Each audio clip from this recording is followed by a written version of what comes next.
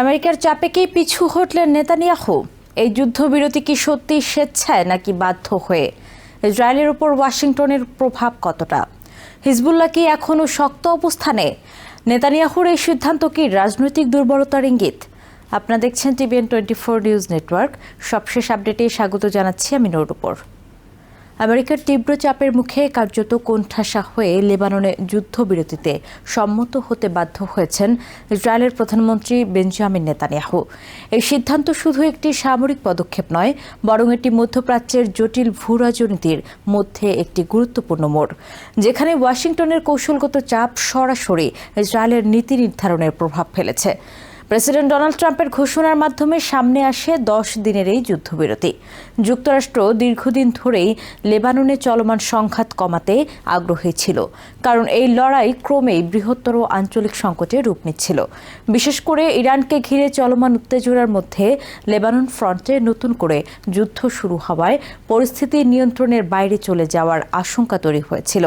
এই প্রেক্ষাপটে নেতানিয়াহুর সামনে বিকল্প খুব কম ছিল। একদিকে তার প্রধান মিত্র আমেরিকার সরাসরি চাপ, অন্যদিকে হিজবুল্লাহকে পুরোপুরি দুর্বল করার তার দীর্ঘদিনের সামরিক লক্ষ্য এখনও অর্জিত হয়নি। ফলে যুদ্ধবিরতিতে সম্মতি দেয়া তার জন্য কৌশলগতভাবে প্রয়োজনীয় হলেও রাজনৈতিকভাবে তা দুর্বলতার ইঙ্গিত হিসেবে দেখা হচ্ছে। ইসরায়েলের অভ্যন্তরীণ রাজনীতিতে এই সিদ্ধান্ত তাৎক্ষণিক প্রতিক্রিয়া সৃষ্টি করে। ডানপন্থী নেতা আভিগদর লিবারম্যান এই পদক্ষেপকে উত্তরাঞ্চলের জনগণের সঙ্গে বিশ্বাসঘাতকতা বলে উল্লেখ করেন। তার মতে, সীমান্তবর্তী এলাকার বাসিন্দারা এখনও নিরাপত্তাহীনতার মধ্যে রয়েছেন, অথচ তাদের সুরক্ষা নিশ্চিত না করেই এই যুদ্ধবিরতি বেড়ে নেওয়া হয়েছে। কেন্দ্রপন্থী বিরোধী নেতা ইয়ার লাপিদও সরকারের কঠোর সমালোচনা করেন। তিনি বলেন, এই সিদ্ধান্ত আবারও প্রমাণ করে যে সরকারের উচ্চাকাঙ্ক্ষী প্রতিশ্রুতিগুলো বাস্তবতার মুখে ভেঙে পড়ছে। তার মতে, যুদ্ধবিরতির মাধ্যমে সরকার তাদের পূর্বের শক্ত অবস্থান থেকে সরে এসেছে। এমনকি নেতানিয়াহুর নিজ দল লিকুদের ভেতর থেকেও অসন্তোষের ইঙ্গিত পাওয়া যাচ্ছে। কিছু আইন প্রণেতা প্রশ্ন তুলেছেন, লেবাননের সরকার আদৌ হিজবুল্লাহর উপর কার্যকর নিয়ন্ত্রণ রাখে কিনা। কারণ বাস্তবে হিজবুল্লাহ একটি স্বাধীন এবং শক্তিশালী সশস্ত্র গোষ্ঠী, যা ইরানের সমর্থনে পরিচালিত হয় এবং লেবাননের রাষ্ট্রীয় কাঠামোর বাইরে থেকেও প্রভাব বিস্তার করে। এই বাস্তবতায় অনেকেই আশঙ্কা করছেন, যুদ্ধবিরতি কাগজে কলমে থাকলেও মাটিতে তা কার্যকর করা কঠিন হতে পারে। কারণ হিজবুল্লাহ অতীতে বহুবার সীমান্তে রকেট হামলা চালিয়েছে এবং বর্তমানে সংঘাতেও তারা সক্রিয় রয়েছে। যুদ্ধবিরতির ঘোষণা এলেও নেতানিয়াহু স্পষ্ট করে দিয়েছেন, ইসরায়েলি সেনারা লেবাননের ভেতর থেকে পুরোপুরি সরে যাচ্ছে না, বরং তারা একটি বর্ধিত নিরাপত্তা অঞ্চলের মধ্যে অবস্থান করবে। এই সিদ্ধান্ত ইঙ্গিত দেয় যে ইসরায়েল যুদ্ধবিরতির মধ্যেও তাদের সামরিক উপস্থিতি বজায় রেখে পরিস্থিতির উপর নিয়ন্ত্রণ রাখতে চায়। চলতি বছরের মার্চে শুরু হওয়া এই সংঘাত ইতোমধ্যেই ভয়াবহ মানবিক মূল্য তৈরি করেছে। লেবাননে হাজার হাজার মানুষ নিহত হয়েছে, বহু মানুষ আহত হয়েছে এবং অসংখ্য পরিবার বাস্তুচ্যুত হয়েছে।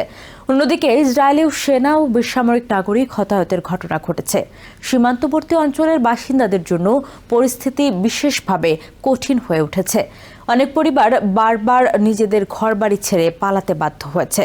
কিছু মানুষ ফিরে এলেও আবারও রকেট হামলার মধ্যে পড়ায় তাদের জীবনে অনিশ্চয়তা আরও বেড়েছে।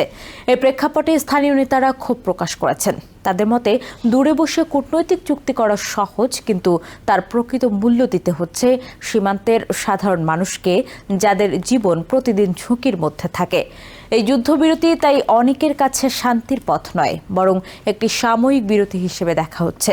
এটি এমন একটি বিরতি যেখানে উভয় পক্ষ নিজেদের অবস্থান পুনর্গঠন করতে পারে এবং ভবিষ্যতের জন্য প্রস্তুতি নিতে পারে। নেতানিয়াহুর এই সিদ্ধান্ত তাকে এক কঠিন রাজনৈতিক বাস্তবতার সামনে দাঁড় করিয়েছে।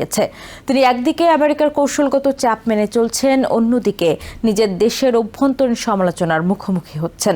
আগামী দিনগুলোতে এই যুদ্ধবিরতি কতটা স্থায়ী হয় তা নির্ভর করবে মাঠের পরিস্থিতি, কূটনৈতিক অগ্রগতি এবং সংশ্লিষ্ট পক্ষগুলোর রাজনৈতিক সদিচ্ছার উপর।